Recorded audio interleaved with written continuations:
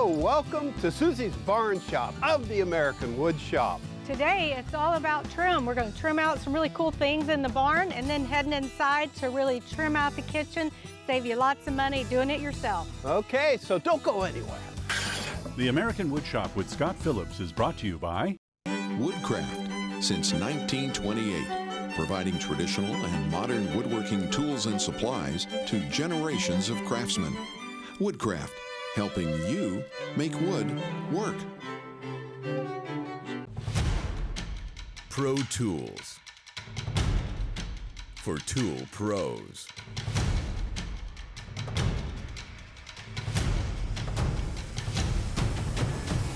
Rikon Tools. Woodcraft Magazine. Projects, plans, and web links designed to help you make wood work. P.S. Wood, home of Timberwolf Swedish silicon steel bandsaw blades and super sharp scroll saw blades. A bed to sleep on.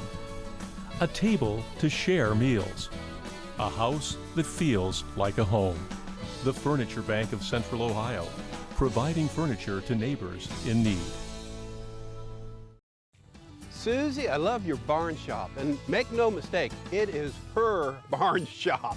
Okay, I have limited privileges, okay? But today we're doing Trim Together because as we tackle certain projects, it's a two-person job. Like, what's your main project? Well, trimming out the loft and doing the balustrade, you need it for safety, but I also wanted to carry the theme of the corkscrew willow through there. So. Okay, and then there are other shelving ideas. Instead of paying for expensive counters, how about some shelves?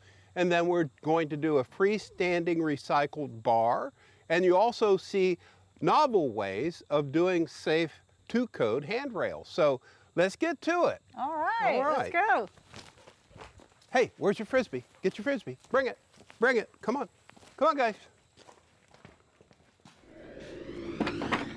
Okay, so we're finishing out the balustrade. Basically, we built a box and filled in, did our little artistic view of curly willow, the corkscrew willow, and now we're marking it. I'm just using a permanent marker, and got 2 marks right here, and then we'll take it to the bandsaw, cut that off, and then we'll install it. Here's a project that we need to finish. This is 2.5-inch thick white oak. And you'll see more on the balustrade in just a second, but I want you to see this because this is part of a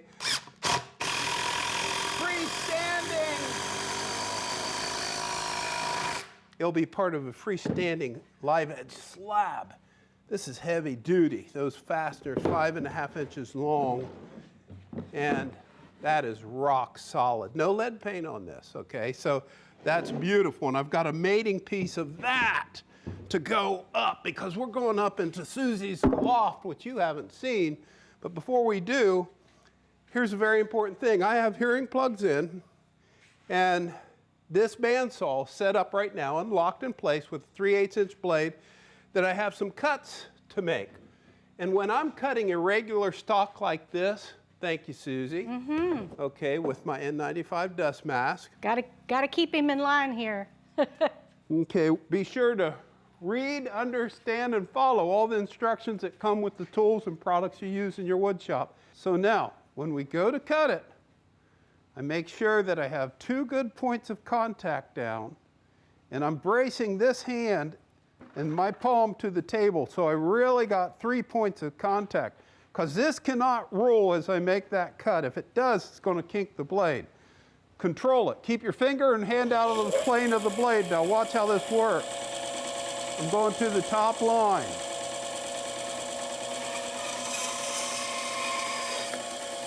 No harm, no foul. We'll get rid of that scrap. And that's 1 down.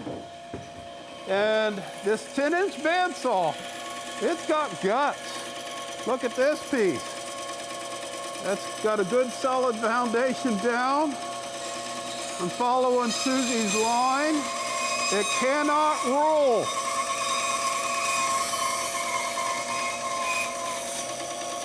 I think that was a perfect cut. And now we'll take this all upstairs and see how the balustrade comes together. Woo-hoo, always exciting. All right, time to get the safety banister in, and then you'll get to see the rest of my loft. But Scott, if you'll check for level and help me get it in place. Okay, I'll line everything up. You want it not only level, but also plumb.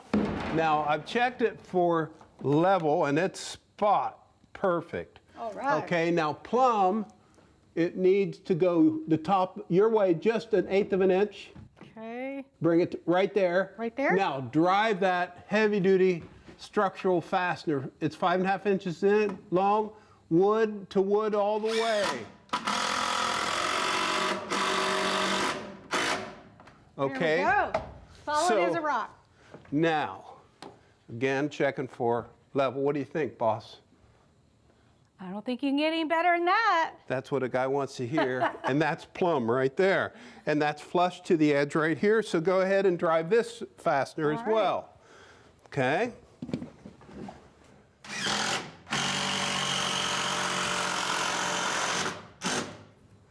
Okay. Now this piece is cut to perfection. I'll tell you, whoever does all the cut work around here is all right. And so that gets a heavy duty fastener here and one here. Congratulations, Just pat me on yeah. the back. Thank you. And that's going to draw all this nice and solid. And whatever you do, do this stuff to code. I know this is out there, but try to pass a 4-inch ball through any of this. Good luck with that. And another thing I want you to think about is look around on the open sides of this. You'll see that we use livestock fencing because we have dogs as a safety railing, and all of that gets one big brace behind it.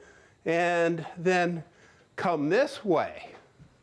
Suzy, let's lift this live edge hard maple slab. You know why they call it hard maple?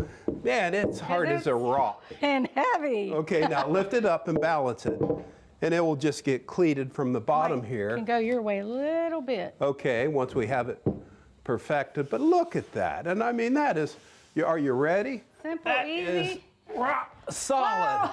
Right there, without fasteners on the bottom just yet. And some people go, well, that's not that solid. Well, once we get those fastened together, it's just like off to the races. You may not want to do this, but Don't try this what at can home. the guys say? And don't scare your wife. Okay, now, why is this space important to you? I just love it. It's just, you know, I've got great views. It's my own space. You know, you can just be free and create. And this is one of my favorite paintings of hers. And, you know, when you have an inspired place, you can do things like make gifts for people instead of going out and buying them. Right. That's huge. And the other thing, open up to the view, lots of natural light. Yeah, I love the That's natural key. light. It really is. And then you can see how the fencing around the railing comes over to this corkscrew willow trunk right here on the railing. And all this is code compliant, all rock solid. Yep. So whatever you do when you tackle a dream project, you have to have your muse, and you're my muse. So thank you for all the inspiration over the years. Well, thank you for building me a barn. I love it. It is. It's fantastic. You didn't do that just to get me out of your wood shop, did you? I believe in the Constitution of the United States, and I'm going to take the 5th on that. Okay, so speaking of it, the wood shop, my shop, it's time to go to my wood shop. Do you see me tap dance? Okay, off I go. Oh, I thought he'd never leave. Love my time in my wood shop. Now, we're going to turn some trim rosettes for baseboard, and you'll see that installed in the kitchen in a bit. That's a rosette. We're using 3 cutters. We'll start with the diamond cutter, go to the round cutter, and then go to the square cutter. And the cool thing about this type of system is you only need one handle. You insert the cutter, like so, and you tighten it down. And you make sure the cutting point is right on center. And that blank right there is mounted to the lathe with a faceplate that's centered up on the block of wood. It's not perfectly round because it needs to trim out the sideboards. So let's turn this on. And whatever you do, be sure to read, understand, and follow the instructions that come with the tools and products you use in your wood shop. Face shield, Now I go straight in, and I make 1, 2, 3. Oh, I got it a little bit sideways there.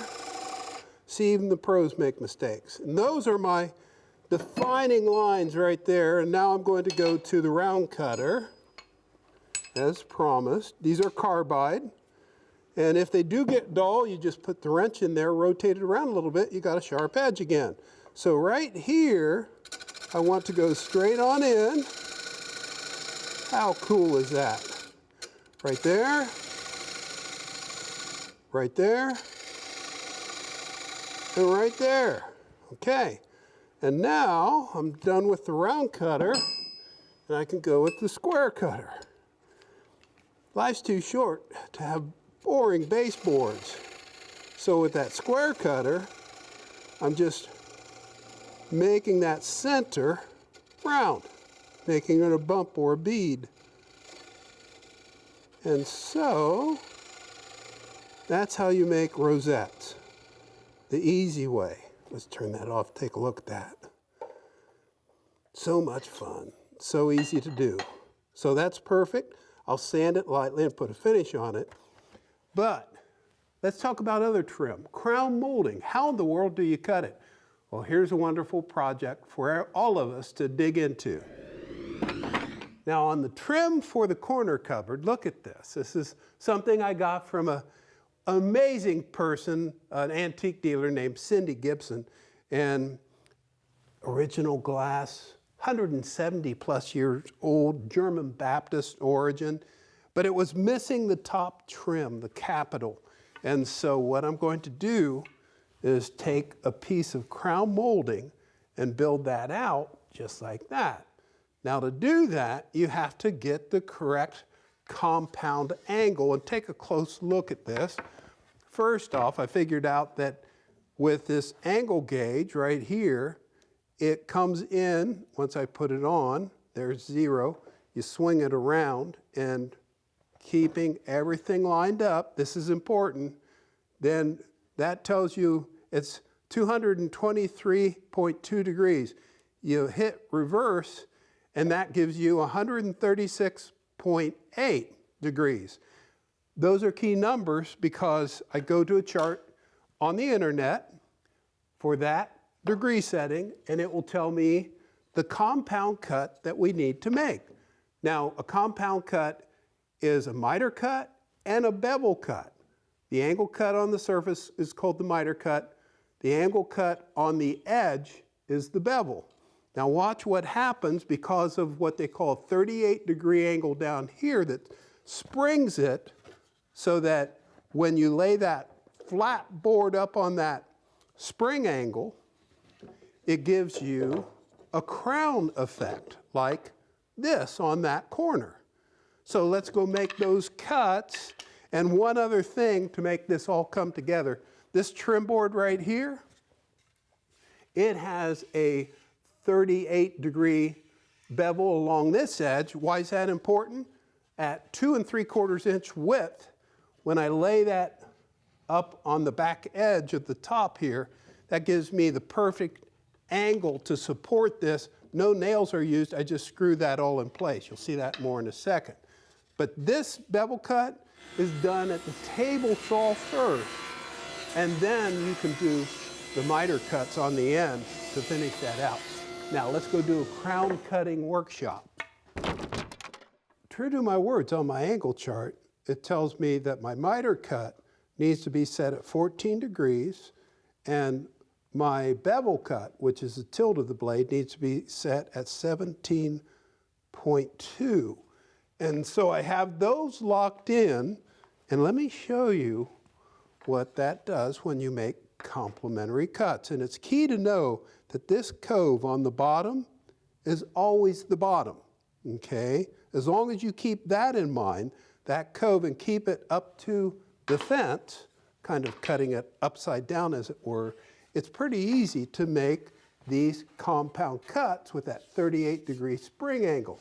Now those miter and bevel angles are different for different springs, but the standard spring angle on crown molding is going to be 38 degrees.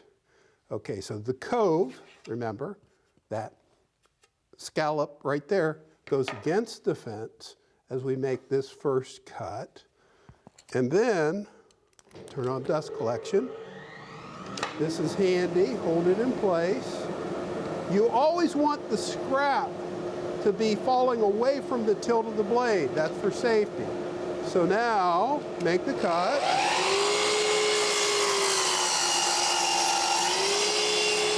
Just like that, it's all the way through. And now that is the first half of the mating cut right there.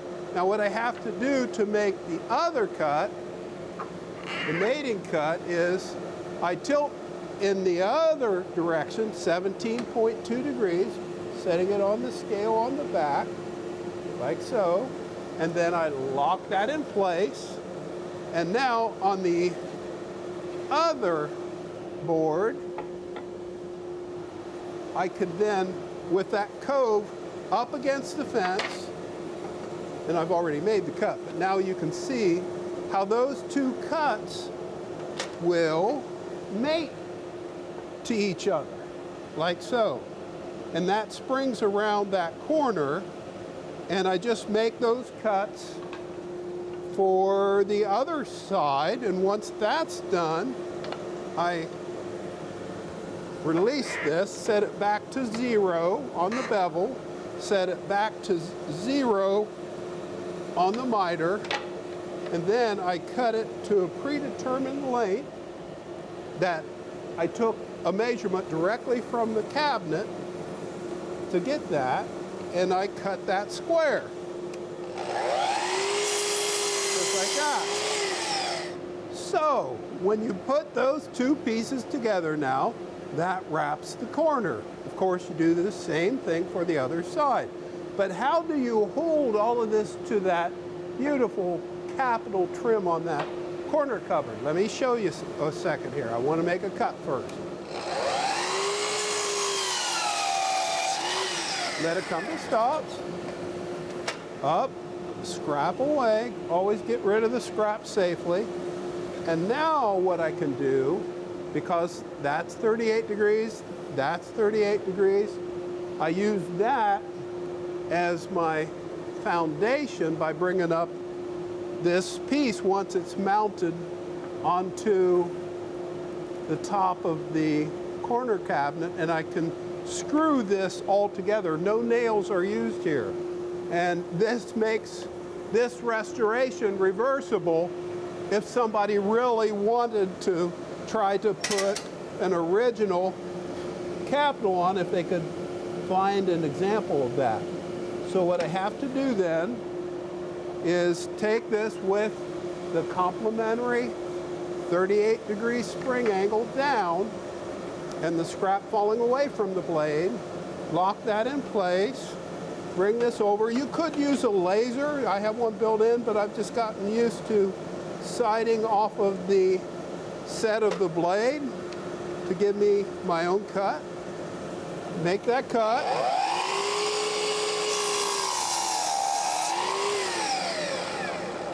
Again, let it come to a stop, scrap away. And now that will make installing that crown molding with screws a breeze. You'll see how in just a second.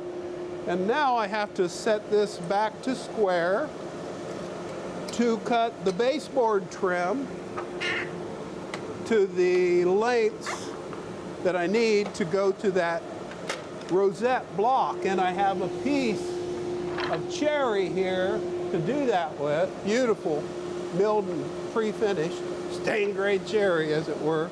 It's not stained, but the easiest way to cut replacement baseboard anywhere, take the old baseboard out, because you know it fits, and use that as your go-by. So what I need to do down here is cut that in at 45 degrees and then cope the corner so it wraps a nice tight inside corner joint.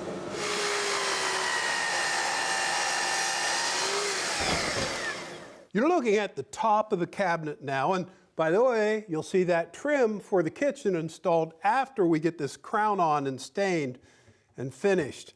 And if you look at what I'm doing right now, I'm using square drive screws here to join this trim piece. Remember, cut at 38 degrees. So now we take the crown molding with the cove down and complementary angles coming into the side trim pieces that index this exactly where it needs to go, up and in. Once I have it positioned where I want it, okay, then I line it up and I screw it through this top cleat. Again, what this does is it makes it all reversible if we need it. And then I finish filling out the field here, making sure the joints are perfect, and they are. And that's the beautiful thing about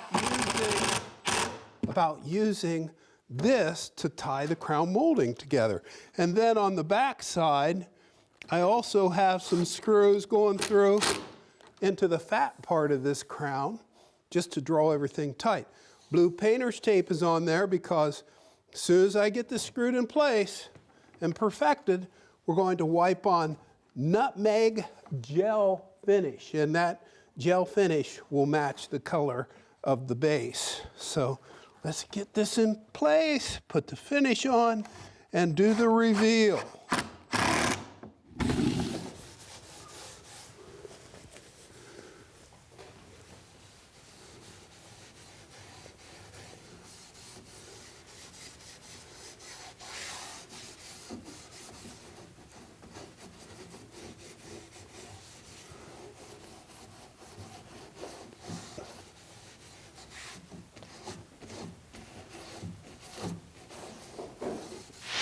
Here we go.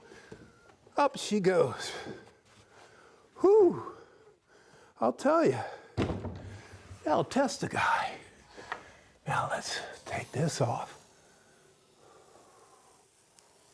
Oh boy, that's so much fun. Oh boy. Restoration work, why do you do it? Well, I brought this piece back to life, and it needed that new capital. It's uplifting. When Suzy sees this, off to the kitchen it goes. And whatever you do, take good care of antiques. Don't do anything that you don't have to do to the finish. I just cleaned this up with orange oil on the finish, and on the inside I used Greenworks to make this food ready again. And off to the races we go. I love everything about this piece. Absolutely spectacular. It's a keeper. Okay, off to the kitchen to finish that trim work too. I'll get those parts. So when life throws you curveballs, like two hound dogs that like to eat on your wall because they have all the cooking oils from the kitchen stove. Yes, they should leave right now. Okay, you turn rosettes, and these rosettes go up and they cover that area they like to chew on. Of course, it gets brad nailed, 2.5-inch brads into the 2x4 through that drywall, and that will take care of that. Now, whatever you do, when you do cool things on your home, sign it, date it, because somewhere down the road, when people are remodeling, they're going to see that, and that's going to be priceless to them. So that's the trim work, and don't forget the trick about using the old trim. See, look at the difference between that and this cherry trim that I got from Habitat Restore. You don't have to spend a fortune on this stuff. Now, what's the most expensive room in your home? Very definitely it's the kitchen. Beautiful cherry trim and cabinets, all the little details, and look up at the top, that's crown molding. You know how to cut that now. And as a refresher, go to our website and watch it again because all the angles and all the techniques are there. Well, that's it for this week from the American Woodshop. Thanks for being with us. See you next week. Woodcraft since 1928, providing traditional and modern woodworking tools and supplies to generations of craftsmen. Woodcraft, helping you make wood work. Pro Tools. For tool pros.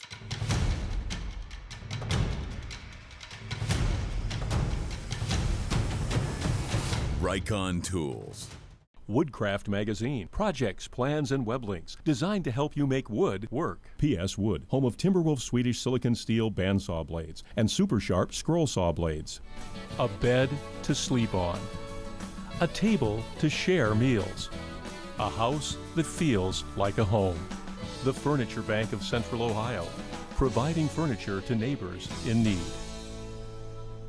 For more information on tips behind the American Woodshop and watch free episodes 24/7, check us out online and like us on Facebook.